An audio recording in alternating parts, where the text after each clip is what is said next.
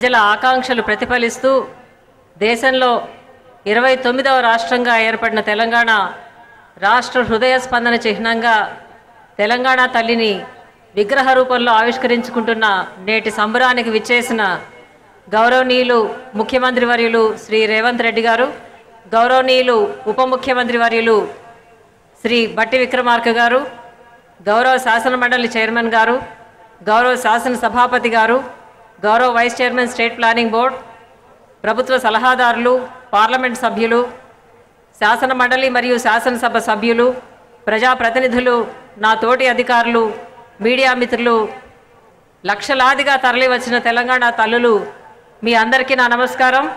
రాష్ట్ర ప్రభుత్వం తరపున హృదయపూర్వక స్వాగతం, సుస్వాగతం. ఈనాటి సంబరం 4.5 కోట్ల తెలంగాణ ప్రజానికం గుండె చప్పుడు. తెలంగాణ ప్రజల సుదీర్ఘ పోరాటం, త్యాగాల ఫలితంగా ప్రత్యేక రాష్ట్రం ఏర్పడింది.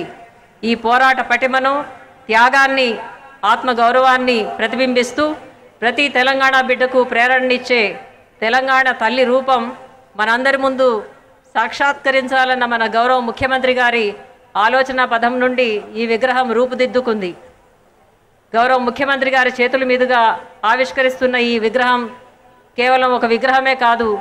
మహాకవి దాశరథి గారు అన్నట్లు, ఎవరు కాకతి ఎవరు రుద్రమ, ఎవరు రాయలు ఎవరు సింగన, అంతా నేనే అన్నీ నేనే, అలుగు నేనే పులుగు నేనే, వెలుగు నేనే తెలుగు నేనే అని తెలంగాణ పౌరుషాన్ని, మాతృత్వపు మమకారాన్ని, త్యాగాన్ని, సబ్బండ వర్గాల ఆశల్ని రంగరించుకున్న నిండైన తల్లి రూపం ఆవిష్కరణ ఒక చారిత్రక ఘట్టం.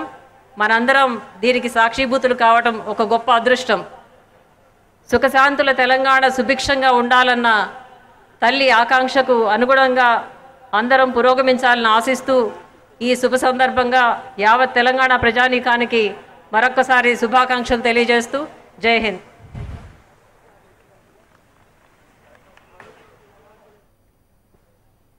గౌరవనీయులైన రాష్ట్ర ప్రధాన కార్యదర్శి శ్రీమతి శాంతికుమార్ ఐఏఎస్ గారి స్వాగత వచనాలకు ధన్యవాదాలతో హార్దికంగా, ఆర్థికంగా తెలంగాణ వికాస పథంలో సాగాలని నిరంతరం కృషి చేస్తున్న వరిష్ఠ సామాజిక రాజకీయ సేవా దురంధరులు గౌరవనీయులైన ఉప ముఖ్యమంత్రి వర్యులు మల్లు భట్టి విక్రమార్క గారి శుభాకాంక్షా సందేశం.